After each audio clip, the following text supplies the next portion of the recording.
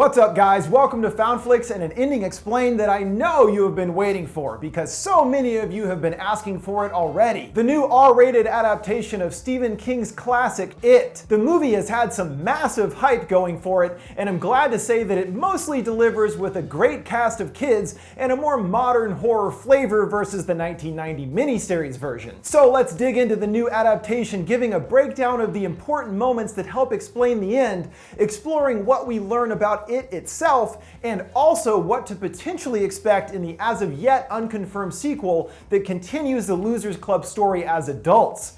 But come on, we all know there's gonna be a sequel because this one is gonna make bank! The 2017 film version moves the events from the 1950s of the original to the late 80s, but much of the overall story remains relatively the same. Where in the small town of Derry, Maine, it's up to a group of outcast kids, the Losers Club, to band together to fight an ancient evil that resurfaces every 27 years in their town, the infamous Pennywise the Dancing Clown. And interestingly, this new version is being released exactly 27 years after the 1990 original miniseries version, making Pennywise's return fit in line with his feeding cycle. Quite spooky indeed. Now, Pennywise isn't your typical clown. In fact, he is not a clown at all. Pennywise is just one of many forms the evil force known as It takes. His true form is a mass of destructive orange lights referred to as the Deadlights, which we see referenced via Pennywise's eyes glowing orange, and they also make an appearance at the end. Though it can take many forms, Pennywise is said to be its favorite form, as the somewhat friendly clown appearance helps disguise its true intentions when hunting its preferred victims of children. Because hey kids, look at the clown! He's gotta be friendly, right? With his crazy eyes there and dribbling all over himself. Yeesh. It exploits its individual victims' phobias and fears, taking the form of a real-life incarnation of whatever they fear the most. Like with Eddie, one of the members of the Losers Club who is a rampant hypochondriac. For him, it takes the form of a diseased, decaying leper, designed to terrify him based on his phobia of sickness, as Eddie describes the leper as basically a walking infection. In the book, it describes the process of scaring its prey as to salting the meat. Essentially that the more scared his victim is, the more delicious they will taste. And the reason he prefers children is due to their mostly simplistic fears that he can easily take advantage of. There is a ton more to its mythology and its specific characteristics. I'm considering doing a full It creature analysis in order to get it all in there. So let me know if you guys would be interested in seeing that. It has actually been residing in the Derry, Maine area for thousands of years, involved in many of the large violent incidents that occurred there throughout history. And we see reference to some of these when Ben looks at a book on the history of Derry at the library. Every 27 years, it returns to the surface from his stronghold in the sewers under the town to feed on more victims, after which he retreats into a slumber before the cycle occurs again. And it is during its latest feeding cycle where we begin our story. One stormy night, Bill helps his younger brother Georgie construct a paper boat, sending him off to play in the rain. Unfortunately, Georgie's boat picks up too much speed in the makeshift river near the curb and falls into a sewer drain home to it. After toying with the boy a bit, Pennywise bites off Georgie's arm, dragging him into the depths of the sewers. But this is only the beginning of Pennywise's reign of terror on the town, and he individually pays visits to the other Losers Club members,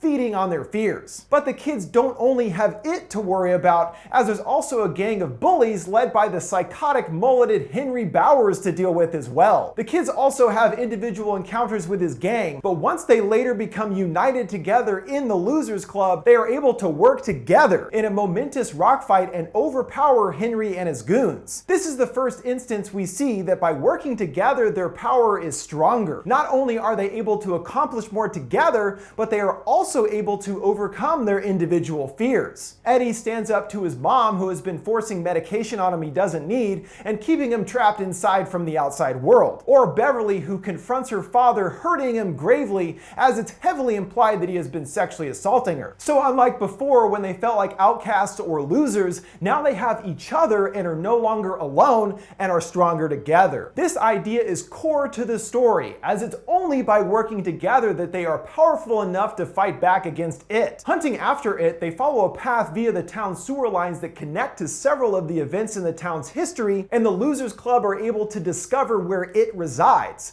29 Neibolt Street. Here, several of the kids have horrifying near-death encounters with it in various forms, like Eddie with the diseased leper, leading to his arm getting broken, and Richie, who is afraid of clowns, finding himself in a room full of clowns. Ah, hell no! Where he is attacked by Pennywise but saved at the last moment by Bill. Shaken by this experience, the kids feel they aren't strong enough to stop it, even if working together, and the group go their separate ways. But they are forced back together when Beverly is taken by Pennywise, and the group heads back to Neibolt Street to find Beverly and attempt to destroy it once and for all. They descend into the sewers via a well in the house's basement, but before they can make it down, Henry appears, now under Pennywise's influence, and attempts to kill Mike. Mike gets the upper hand and sends Henry tumbling down violently into the well, and it sure looks like that's the end of the bully. In the book, he survives only to be blamed for all the murders in town, and does still have a part to play in the adult story. So we'll see if he ends up surviving or not. Deep in the sewers, Beverly awakes, finding herself in the innermost sanctum of Pennywise's sewer lair, where there's a mountain of his victims' belongings stretching towards the sky. And floating around this structure are all of the victims Pennywise has recently taken. This whole thing looks awesome and very creepy. Pennywise then puts on a show for Beverly, showing us the dancing clown part of his namesake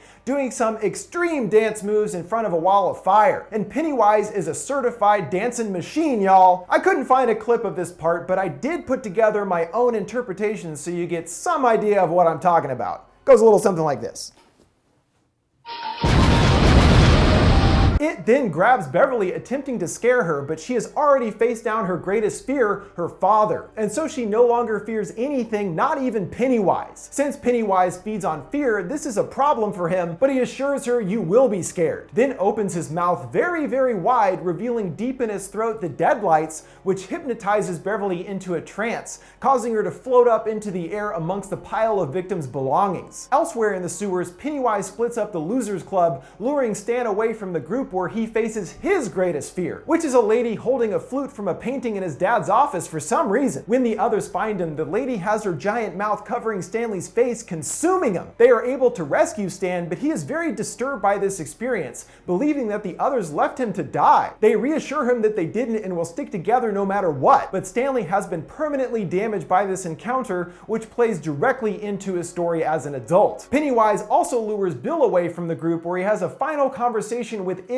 as Georgie, finally accepting his brother's death and shooting a cattle bolt into his head, causing Georgie to morph into Pennywise. After saving Beverly with a kiss from Ben, the group band together to fight Pennywise, who throws each of their individual fears back at them, including a cameo from The Mummy, which was a cool nod to the number of classic Universal monsters that pop up in the book. But they are able to keep fighting and not give up. Again, their combined strength is what allows them to overpower their fears and making them no longer afraid. This causes Pennywise to be unable to harm them, as without their fear, he is powerless. And now their belief in themselves is the more powerful force. He escapes into a well, uttering the word fear, and begins to disintegrate before finally disappearing into the dark void. But of course we know this isn't the end of Pennywise, as there is another entire story for the Losers Club as adults, where they once again face it. The stage is set for this in the final scene, where the club takes a blood oath to return and face it should it return again. And Beverly mentions seeing a vision of them adult age back in its sewer lair, and this is what we are going to see in chapter 2. The gang already begins to split at the end of the film, with Beverly moving away, and as they grow up, the group moves on, and they begin to forget about the experiences they had in Derry as children. And without their combined powers still around, 27 years later, it resurfaces once again. Only Mike is still living in Derry then, and he is the one that reaches out to the other members of the Losers Club, bringing them back together to remember their bond to finally destroy it. As far as other specifics about what to expect in the sequel, there are several huge cosmic aspects to its mythology that aren't seen in this adaptation. It is from a dark dimension of monsters called the Macroverse, and its natural enemy is an ancient turtle that created the universe named Maturin. Yep, it's a bit nuts, and the director admitted to not being huge on that aspect of the mythology, but said we might see more of the cosmic aspects explored in chapter Chapter 2. In the finale of the book, they travel to the dimension of monsters to defeat it, and it would be really cool to see that Lovecraftian dimension of doom explored a bit more in the sequel. Alright guys, that'll do it for my ending explained for the new It movie. It overall was an excellent adaptation and is satisfying enough to stand on its own, but I am definitely excited to see the conclusion of the story in the sequel. What did you guys think of it? What part was the scariest to you? Let me know your thoughts in the comments below. Make sure to like, subscribe, and follow. Thanks for watching Found Flicks. See you next time.